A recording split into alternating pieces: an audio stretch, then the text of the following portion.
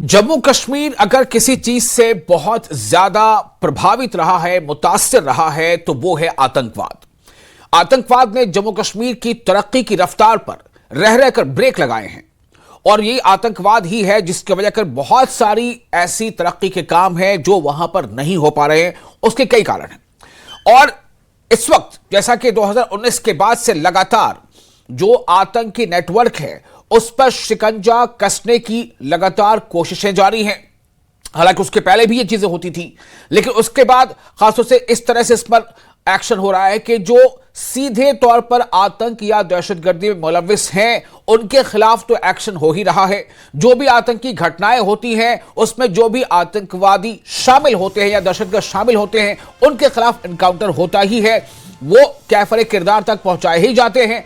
लेकिन अब जो एक नई पहल है उसके तहत जो ओवरग्राउंड वर्कर हैं या फिर जो व्हाइट कॉलर आतंकी हैं जिनको एक टर्मिनोलॉजी दी गई है, यानी जो कहीं भी किसी महकमे में है और जिनकी एक पब्लिक पहचान है, पब्लिक फिगर, लेकिन वो दर पर्दा किसी ना किसी तरह से जो आतंक से जुड़े जो भी लोग हैं उनकी वो हिमायत करते हैं या उनका सपोर्ट करते हैं या उनकी मदद करते हैं। तो इस नाम पर भी कार्रवाइयां तेज हो गई हैं और जो ताजा जो खबर है जिस पर आज हम चर्चा कर रहे हैं कि आतंकी नेटवर्क पर फिर प्रहार, वो इसलिए कि 5 सरकारी मुलाजमीन जो सरकारी महकमे में कहीं ना कहीं अपनी खिदमत अंजाम दे रहे थे, वो 5 सरकारी मुलाजमीन को बर्खास्त किया गया है, यह बताते हुए कि दर पर्दा इनका ताल्लुक जो है वो दहशतगर्दों से था, दहशतगर्दी में इनका जो है रोल रहा है, इनके उनसे नेटवर्क का वो हिस्सा रहे हैं, ये बताते हुए तो इस पर आज चर्चा करेंगे कि दरअसल इस कार्रवाई को अब किस तरह से देखा जाए, चूंकि 80 से ज्यादा ऐसे सरकारी जो मुलाजमीन उनको अब तक जो है बर्खास्त किया जा चुका है। एलजी मनोज सिन्हा ने इस बारे में एक एक्शन लिया है और वो लगातार कहते भी रहे हैं कि हम आतंकवाद को उसके जड़ से खत्म करेंगे। तो आज की कार्रवाई पर जिस तरह से पीडीपी ने एक सवाल उठाया है उस पर आज हम चर्चा करेंगे। आप बने रहे न्यूज़ 18 JKLH के साथ, आप देख रहे हैं JKLH प्राइम डिबेट।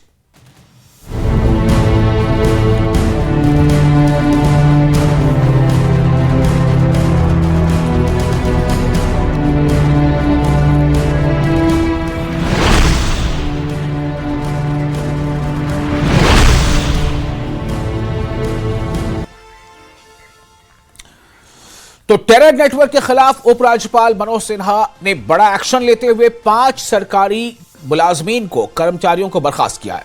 आतंकियों से संबंध पर कार्रवाई की गई है। इससे पहले कि मैं इसमें और ज्यादा बातचीत करूं, मैं सीधे पहले आपको बता दूं कि हमारे साथ कुछ खास मेहमान जुड़ रहे हैं आज इस चर्चा में। पहले सीधे उनका तारुफ करा देते हैं। रजनी सेठी हमारे साथ है, spokesperson BJP. Kuldeep Khoda former DGP भी हमारे साथ जुड़ेंगे। Akash Verma spokesperson National Conference, ये हमारे साथ जुड़ चुके हैं। हम उम्मीद कर रहे हैं कि वजाहत फारूक भट्ट भी हमारे साथ जुड़ेंगे, सोशल एक्टिविस्ट हैं। और इसके अलावा तेंद्र सिंह सोडी सीनियर एडिटर न्यूज़ 18 JKLH, वो भी हमारे साथ जुड़ चुके हैं। सोडी साहब, चूंकि आप आज चर्चा में शामिल हैं, मैं चाहूंगा कि पहले आपके पास में आऊं, आप हमें थोड़ा इसकी डिटेल दें हमारे दर्शकों को कि ये जो एक्शन लिया गया है इसकी वजह क्या है और किन लोगों के खिलाफ ये एक्शन लिया गया है और दहशतगर्दी पर यह कितनी बड़ी चोट है। जो है जम्मू कश्मीर से अगर दहशतगर्दी को हटाना है तो नीयत साफ होनी चाहिए और एलजी मनोज सिन्हा ने उसी साफ नीयत को लेकर ये जो कार्रवाई है की है। अभी तक आप देख लीजिए 85 से ज्यादातर ऐसे लोग हैं जो खाते हिंदुस्तान का थे, तनख्वाहें हिंदुस्तान से लेते थे, लेकिन काम पाकिस्तान के लिए करते थे। जो भी अभी अल-फला यूनिवर्सिटी का जो इशू हुआ उसमें भी वहां पर उसी प्रोफेसर को अल-फला में लगाया गया था जिसको ऑलरेडी यहां पर जम्मू कश्मीर प्रशासन ने सैक किया था।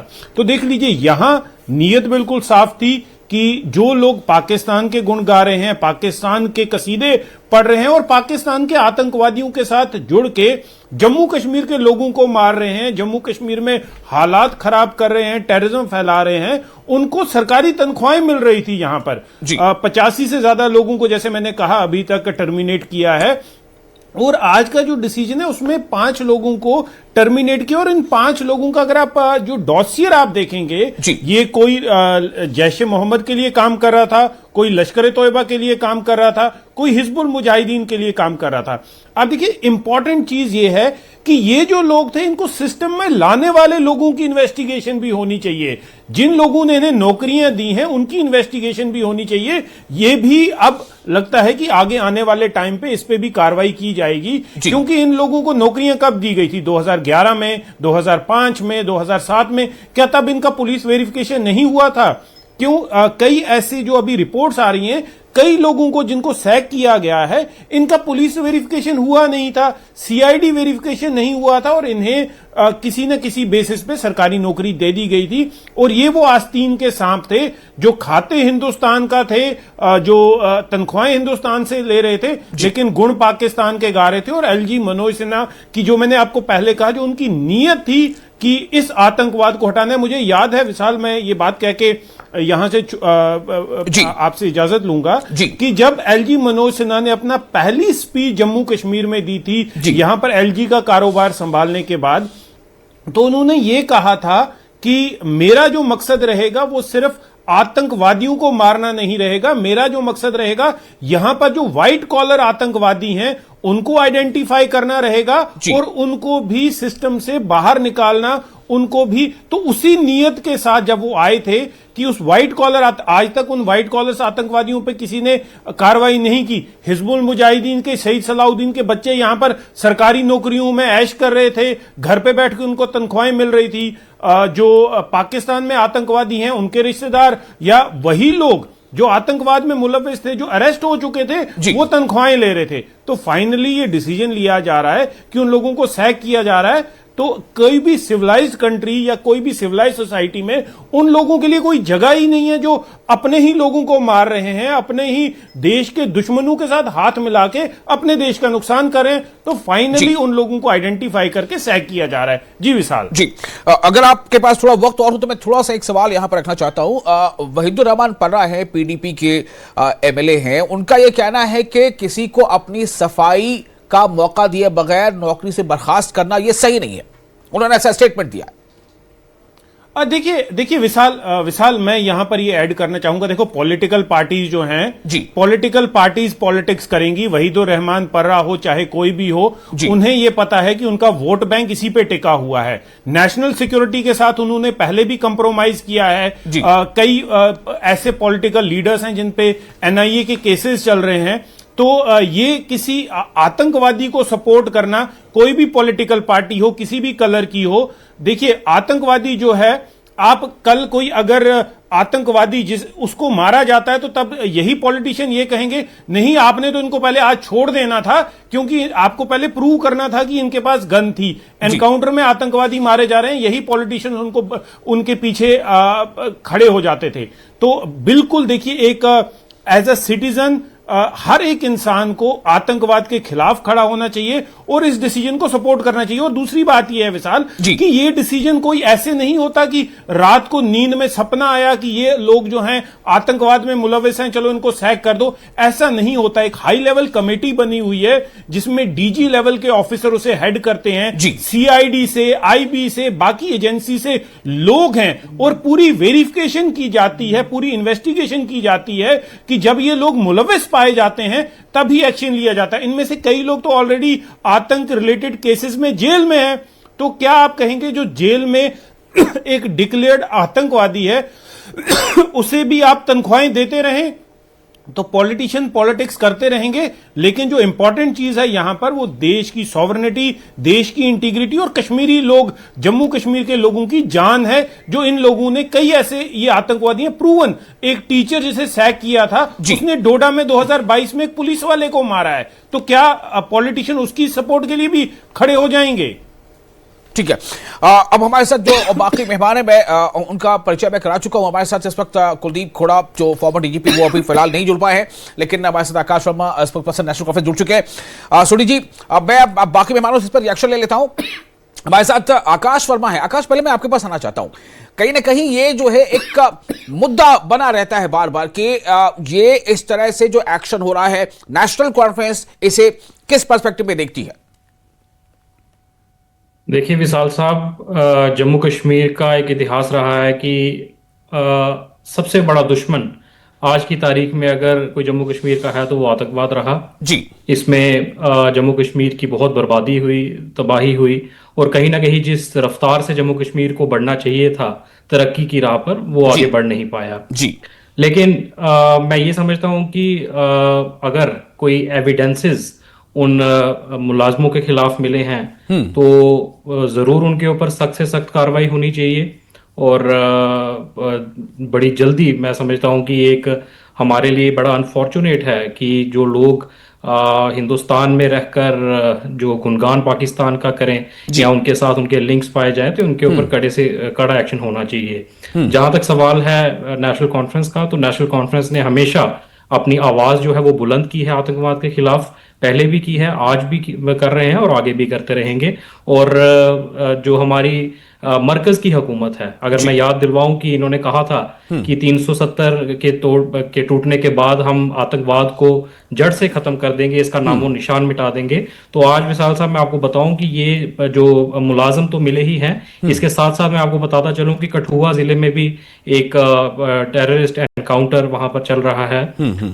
तो पिछले महीने उधमपुर में यहाँ पर वही जो टेररिस्ट ग्रुप थे वो यहाँ पर आइडेंटिफाई हुए, यहाँ पर। ठीक है, वो तो इनकाउंटर्स होते रहते, मैंने बताया पहले भी उसका जिक्र किया, लेकिन अभी ये जो कार्रवाइयां हो रही है उस पर अगर अपोजिशन पार्टी खासतौर से पीडीपी के अक्सर उस पर सवाल उठाते हैं, ये कहते हुए कि आपने किसी को मौका नहीं दिया कि वो मामला उसके खिलाफ अगर है तो वो उसको अपनी सफाई का मौका मिले। ये सवाल वो उठाते रहते हैं, मैं अभी जिसका जिक्र कर रहा था। आकाश, देखिए ये उनकी अपनी सोच है। अगर आप ह्यूमन राइट्स के दायरे में देखेंगे तो हर इंसान को अपने आप को प्रूव करने का एक मौका तो जरूर मिलना चाहिए, लेकिन अगर इनके खिलाफ कोई ऐसे एविडेंसेस हैं जिससे ये प्रूव होता है तो आप इनको अदालत में पेश करें, वहां पर ये अपनी अगर सफाई दे सकते हैं तो दें, अगर कोई सफाई देने में ये असफल रहते हैं तो इनके ऊपर कड़ा से कड़ा एक्शन होना चाहिए। बिल्कुल, तो बर्खास्त तो वो कर दिए गए। हमारे साथ रजनी सेठी साहब मौजूद हैं, स्पोक्स पर्सन पीजेपी। रजनी सेठी साहब, आप इस खबर को कैसे देख रही हैं? अब तक जो संख्या है वो 85 से ज्यादा हो चुकी है जो सरकारी मुलाजमीन की, जो किसी न किसी सरकारी शोबे में, विभाग में वो नौकरी कर रहे थे और उन्हें बर्खास्त किया गया है इस आरोप में कि वो दहशतगर्दों को सपोर्ट कर रहे थे और उनसे उनकी मदद कर रहे थे। विशाल जी, मुझे लगता है कि जब से एलजी साहब आए हैं जम्मू कश्मीर में और होम मिनिस्ट्री ने जब से जम्मू कश्मीर का चार्ज अपने हाथ में लिया है, कहीं ना कहीं ऐसे एक्शन देखने को मिल रहे हैं। ये कोई पहला एपिसोड नहीं है जम्मू कश्मीर में जब टर्मिनेट किए गए हैं एम्प्लॉइज, मगर अफसोस तब होता है जब यहाँ की पॉलिटिकल पार्टीज इनकी सपोर्ट में खड़ी हो जाती है। जब वो कहना शुरू हो जाती है कि अभी तो इनका कोई कसूर पाया नहीं गया है, अभी इनका एविडेंस कोई पाया नहीं गया है, ये शक के घेरे में आप किसी को अरेस्ट नहीं कर सकते या टर्मिनेट नहीं कर सकते, तब कहीं ना कहीं अफसोस होता है इन पॉलिटिकल पार्टीज पर कि अपनी वोट बैंक के लिए कितना नीचे गिर सकते हैं। अभी आकाश जी बात कर रहे हैं कि आतंकवाद हमारे लिए बहुत एक जम्मू कश्मीर के लिए लगातार एक चैलेंज रहा है, मगर आतंकवाद को पैदा करने वाला और आतंकवाद को सपोर्ट करने वाला यहाँ कौन रहा? ये इन्हीं की पार्टी रही है। ये भूल गए हैं शायद आकाश जी। आकाश जी, मुझे लगता है अभी अभी पार्टी में जुड़े हैं, मगर इनको हिस्ट्री अपनी पार्टी की समझनी चाहिए और जानना चाहिए कि इनकी पार्टी में ये एम्प्लॉइज लगाए गए थे जिनको तजिंदर जी इशारों में बता रहे थे कि इनको नौकरियां दी किन सरकारों ने है, ये भी हमें जानने की जरूरत है। क्यों उनकी पुलिस वेरिफिकेशन नहीं हुई इस नौकरी के दौरान? क्यों उनका माइंडसेट इतना डाइवर्ट हो गया है? क्योंकि कहीं ना कहीं ये पॉलिटिकल पार्टीज हमेशा इनको सपोर्ट करने का काम करती रही है जम्मू कश्मीर में, मगर नकेल कसने का काम अगर किसी ने किया है विशाल जी, वो हमारी होम मिनिस्ट्री ने और एलजी साहब ने लगातार पिछले 5-6 सालों से ऐसी चीजों को पकड़ा है और ऐसे एम्प्लॉइज को कहीं ना कहीं निशाना बनाया है, ताकि यहाँ पर सिर्फ पाकिस्तानी एक चैलेंज नहीं है, हमारा जो ओवरग्राउंड वर्कर्स है यहाँ पर, हमारी पॉलिटिकल पार्टी जो इन्वॉल्व है यहाँ पर, वो सबके मिलने के कारण ही यहाँ पर टेररिज्म को हम खत्म नहीं कर पाए विशाल जी। मुझे लगता है कि ये तारीफ काबिल स्टेप्स हैं जो एलजी साहब उठा रहे हैं। ठीक है, मैं इस पर रिएक्शन लेता हूं। आकाश, मैं आपके पास आऊंगा, आप जवाब अगर कोई देना चाहे तो दीजिएगा। अभी मैं पहले बता दूं हमारे साथ कुलदीप खोड़ा जी जुड़ चुके हैं, फॉर्मर डीजीपी हैं। कुलदीप साहब, आपका बहुत स्वागत है न्यूज 18 जेकेएलएच के इस खास शो में। इसका नाम है JKLH prime debate. LG Manoj Sinha साहब ने 5 मुलाजमीन को बर्खास्त किया है और वो बर्खास्त कर दिए गए हैं। जाहिर है कि अब उसमें आरोप का शब्द इस्तेमाल करूं या ना करूं मैं, लेकिन ये कि उन पर उनके बारे में यही बातें कही गई हैं कि वो जो है उनका लिंक है टेररिस्ट ऑर्गेनाइजेशन से और टेररिस्ट एक्टिविटीज से। तो थोड़ा सा मैं ये जानना चाहता हूं कि इस पर अगर कोई पार्टी ये सवाल उठाती है कि भाई आपने उसको खुद को सफाई देने का मौका नहीं दिया और आपने सीधे एक्शन ले लिया, लेकिन मैं आपसे जानना चाहता हूं, क्योंकि आप अंदर की बात बता सकते हैं शायद कि कितना जरूरी है इस तरह का एक्शन, आपका रिएक्शन। देखिए, मैं इसमें दो बातें जरूर कहना चाहूंगा जी। एक तो ये कि जो भी पॉलिटिकल पार्टी या पॉलिटिशियन इनके लिए खड़े हो जाते हैं बिना ये सोचे समझे इनके खिलाफ एविडेंस क्या है और क्या इनके खिलाफ चार्जेस है और क्या क्या काम किया है इन्होंने आतंकवादियों के लिए, बिना वो जाने इनके साथ खड़े होते हैं और कहते हैं जी ये गलत हुआ, तो उसका साफ मतलब ये है कि वो आतंकवाद का साथ दे रहे हैं और वो आतंकवाद को बढ़ाने में मदद कर रहे हैं। ये तो बिल्कुल क्लियर बात है जी। दूसरी ये बात है कि ये कोई नई बात नहीं है कि जहां सरकारी मुलाजिम जी आतंकवाद के साथ जुड़े हुए पाए गए एविडेंस के जरिए, चाहे वो इलेक्ट्रॉनिक एविडेंस थी, चाहे वो ऑरल एविडेंस थी, चाहे वो जी 1-to-1 एविडेंस थी, लेकिन पहले एक्शन नहीं होता था इतना, अब की बार एक्शन हो रहा है पिछले कई साल से। आप फर्क सिर्फ इतना है। बहुत बार हमने तो काफी रिपोर्टें, सीआईडी चीफ भी मैंने काफी रिपोर्ट्स भेजी थी जहां पे काफी इस टाइप की एविडेंस आई थी कि लोग कुछ मुलाजिम आतंकवाद का साथ दे रहे हैं डायरेक्टली इनडायरेक्टली जी, लेकिन कुछ वजूहात से वो फाइलें दब जाती थी सेक्रेटरीट में, उन पे एक्शन नहीं होता था। अब एक्शन होता है, वो एक बड़ी अच्छी बात है। उसी वजह से काफी आतंकवाद को रोकने में भी मदद मिली है। और तीसरी बात ये है, थर्ड पॉइंट जो इंपॉर्टेंट है, जो मैं कहना चाहता हूं जी, कि पहले ये भी होता था कि काफी सारे मिलिटेंट जो मारे जाते थे उनके घर वालों को नौकरियां दी जाती थी इस बुनियाद पे कि एक इनोसेंट मारा गया, हालांकि उसमें काफी एविडेंस होती थी कि ये आतंकी है, ये बॉर्डर पार करके भी आया है, और ये कह के कि ये एक बेगुनाह है इसलिए मारा गया पुलिस फायरिंग में या सिक्योरिटी फोर्स फायरिंग में, उनके घर वालों को नौकरियां दी जाती थी। तो ये बदलाव आया है गवर्नमेंट के रुझान में जी, क्योंकि जब तक गवर्नमेंट भी सख्त ना हो, सिर्फ सिक्योरिटी फोर्सेज और पुलिस के लिए ये मुमकिन नहीं है कि आतंकवाद खत्म हो जाए जी। तो इत्मीनान इस बात का है कि गवर्नमेंट एक्शन ले रही है अब, और साथ में वो पॉलिटिशियन और पॉलिटिकल पार्टीज भी एक्सपोज हो रही हैं जी, जो इनके लिए खड़े होते हैं और कहते हैं जाती हो। ठीक है, अब कुलदीप साहब आप हमारे साथ बने रहेंगे। हमारे साथ एक और पैनलिस्ट है, मैं उनका भी थोड़ा रिएक्शन लेना चाहता हूं। वजाहत फारूक भट्ट हमारे साथ मौजूद है, सोशल एक्टिविस्ट है। वजाहत, आप इसे कैसे देखते हैं? ये जो एक्शन हो रहे हैं, एक तरह से तो इसके दो पहलू हो सकते हैं जो सामने बात आ रही है, जैसा वहीदुर रहमान परा ने कहा कि भाई एक सरकारी मुलाजिम, उसको आपने बर्खास्त कर दिया, उसको आपने सफाई का मौका नहीं दिया, लेकिन यह भी जरूरी है कि अगर किसी के खिलाफ एविडेंस, जैसा भी थोड़ी सा बता रहे थे कि बाकायदा इंटरनल एक इंक्वायरी होती है, एविडेंसेस पाए जाते हैं, उसके बाद ये एक्शन लिया जाता है, लेकिन how to satisfy those people who raising questions? Wajahat, am I audible sir? जी सर, पहली बात है कि फ्रॉम लास्ट 3 डिकेड्स हम पहली बार ये देख रहे कि दैट जो पुलिस वाले एक टाइम पे कि हमारे जो प्रीवियस रिजीम्स हुआ करते थे, पॉलिटिकल रिजीम्स, चाहे वो 2014 से थे, चाहे उससे पहले थे, चाहे वो पीडीपी हो, चाहे नेशनल कॉन्फ्रेंस, चाहे कोई और पॉलिटिकल पार्टी हो, हमने ये देखा कि जितने भी जो नेशनलिस्टिक अप्रोच रखने वाले जो लोग थे, चाहे वो मुलाजिम हो, हमने उनको एक टाइम पे रिजाइन करते हुए देखा है, जस्ट बिकॉज एक टेररिज्म पीक पे था एंड उनकी एक्सेप्टेंस भी थी। टेररिज्म की एक्सेप्टेंस थी, टेररिस्ट की एक्सेप्टेंस थी, एंड सेपरेटिस्ट वालों की एक्सेप्टेंस थी।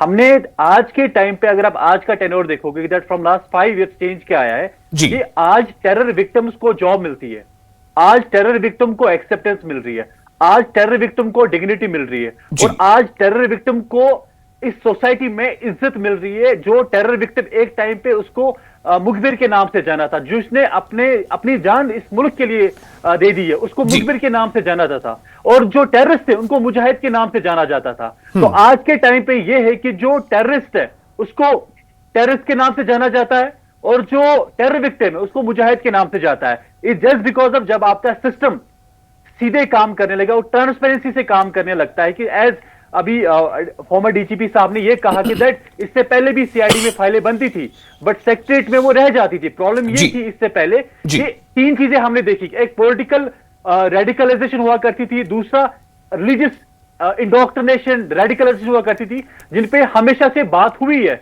बट जो ये इंस्टीट्यूशनल रेडिकलाइजेशन हुई थी, जहां पे इंस्टीट्यूशन के अंदर रेडिकलाइज किया जाते थे लोग, जहां पे टेररिज्म सेपरेटिज्म को पनाह दी जाती थी, उनको एक्सेप्टेंस दी जाती थी, और वही लोग यहां पे इन टेररिस्ट को सेपरेटिस्ट को, ओजीडब्ल्यूज को, जितने भी जो इनके ग्राउंड वर्कर्स थे उनको एक्सेप्टेंस मिलती थी, उनको पना एक सेफ जोन मिलता था। और इसमें पिछले 5 साल से अगर आप आज देखो 85 मुलाजिम को अभी उनको टर्मिनेट किया गया एक साइड से, दूसरे साइड से एक टेरर विक्टिम को जो इन्हीं के टेररिज्म के शिकार हुए इनको जॉब्स मिल रही है।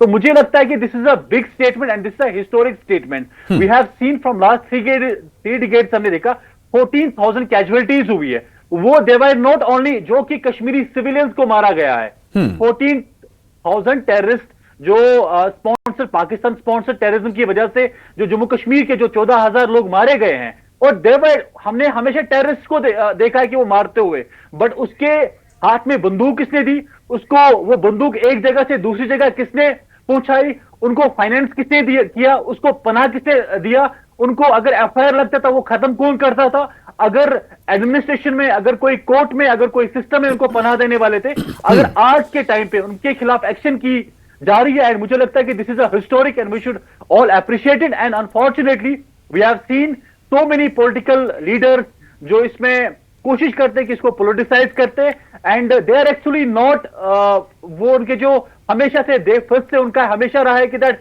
जितना सेपरेटिज्म बने दे विल उनके लिए एक वोट बैंक बने एंड वो कभी नहीं चाहते कि यहाँ पे ट्रांसपेरेंसी रहे, टेरर जो एक्टिविटी है इनके खिलाफ कार्रवाई करे। बट मैं अप्रिशिएट करता हूं ऑनरेबल लेफ्टिनेंट गवर्नर साहब को, उनकी एडमिनिस्ट्रेशन को, जिसकी तरह से आज का कश्मीरी एक सेंस ऑफ सिक्योरिटी फील करता है कश्मीर में। Thank you. बिल्कुल, मैं थोड़ा सा एक लाइन पढ़ के सुनाना चाहता हूं जो पीडीपी के एमएलए ने कही है बात। उनका ये कहना है कि misuse of article 311 in Jammu and Kashmir, particularly in the today's termination of 5 government employees, as he जो वो कहना चाहते हैं कि they should face consequences अगर वो प्रूवन है, लेकिन उन्हें एक मौका मिलना चाहिए कि वो अपने आप को प्रूव करें। वो प्रूवन है हो जाते हैं फिर उनके खिलाफ एक्शन जरूर लिया जाना चाहिए। देखिए 311 में जो एक्शन ली जाती है वो बाज़ाब्ता on the basis of solid evidence ली जाती है। और 311 में उसमें पूछताछ नहीं होती है एक्यूज से जी। एक्यूज के लिए कोर्ट का रास्ता खुला है। अगर एक्यूज कोर्ट पे जाए और वो कोर्ट देखेगी उस केस को कि जो 311 का इस्तेमाल किया गया वो सही किया गया या गलत किया गया है जी। लेकिन हमने देखा है कि कोर्ट में ये 311 के केस जितने भी थे वो एक्यूज को कभी फायदा नहीं मिला। उससे एक बात साफ जाहिर होती है जी कि 311 का सही इस्तेमाल हुआ। बाकी जो पॉलिटिशियन ये कहते हैं बिना सोचे समझे, बिना जांच किए, बिना एविडेंस देखे हुए कहते हैं कि 311 का मिसयूज हो रहा है, वो जाहिर है वो पॉलिटिकल वजह से कह रहा है। मैं ये भी बात बताऊंगा यहाँ पे, जो लोग टेररिस्ट के मरने पे उनके घर पे जाते थे रोना धोना करने के लिए, वो अगर ऐसी बात आज कहे वो कोई हैरानकुन बात नहीं है। वो तो एक्सपेक्टेड है कि वो ऐसी बात करेंगे। तो इसलिए इसमें ज्यादा अहमियत देने की जरूरत नहीं है, क्योंकि उनका बैकग्राउंड भी देखना चाहिए कौन ये बात कर रहा है और इसका बैकग्राउंड जब मिलिटेंसी उरूज पे थी तब इनका रोल क्या रहा है पूरे समाज में। क्या वो टेररिस्ट के घरों पे जाते थे, क्या उनसे वो मिलते थे, क्या उनके वहां पे रोना धोना करते थे कि नहीं करते थे। तो ये सब चीजें देखने लायक है। ठीक है, मैं सिर्फ एक छोटा सा सवाल और छोटा सा जवाब अगर मुमकिन हो तो आपसे चाहूंगा, वो ये कि जो भी अभी मौजूदा ये इंक्वायरी सिस्टम के तहत उन लोगों के प्रोफाइल को खंगाला जा रहा है, उनके खिलाफ जो है एविडेंस मिलने के बाद ये एक्शन लिया जा रहा है, तो ये भी प्रक्रिया कब तक मुझे लगता है पूरी हो जाएगी? क्योंकि जो लोग भी अपॉइंटेड हो चुके वो तो हो चुके होंगे आज से 10 साल पहले, 12 साल पहले, 15 साल पहले या 2019 से पहले, ठीक है ना? तो ये कब तक हमको आप बता सकते हैं कि ये फिल्ट्रेशन हो सकता है सरकारी महकमे में खासतौर से? देखिए जिसका केस आएगा उसमें आजकल तो यकीनन के साथ कह सकते हैं कि उनके खिलाफ कार्रवाई होगी। ये नहीं कि दबाई जाएगी जी। लेकिन यह है कि सबके सामने आए, वो जरूरी नहीं है कि हर एक के सामने आ जाए और हर केस में तहकीकात हो जाए। लेकिन एक चीज जो एक एप्रिशिएबल है कि एक्शन होती है, वो एक बड़ा एक पॉजिटिव फीचर है। चलिए, बहुत शुक्रिया आप तमाम पैनलिस्ट का। बहुत सेंसिटिव और हसास मौजूद था, इस पर कोई ये नहीं था कि बहुत ज़्यादा इसमें जो है चीज़ों को बताया जाए, क्योंकि ये एक्सप्लेनेटरी बहुत कम है। जैसा अभी बताया सोडी जी ने भी शुरू में बता दिया कि किस तरह से ये तमाम एक्शंस होते हैं, एक्शन से पहले क्या क्या कितने लेवल पर इनकी इंक्वायरी होती है। थोड़ा सा अभी बता रहे थे फॉर्मर डीजीपी हैं। तो आशा यही है कि किसी भी तरह से जो आतंकवाद है उसे मजीद पनपने का मौका न मिले। आप बने रहें न्यूज़ 18 JK के साथ, हमें दे इजाजत, क्योंकि खबरों का सिलसिला जारी रहेगा।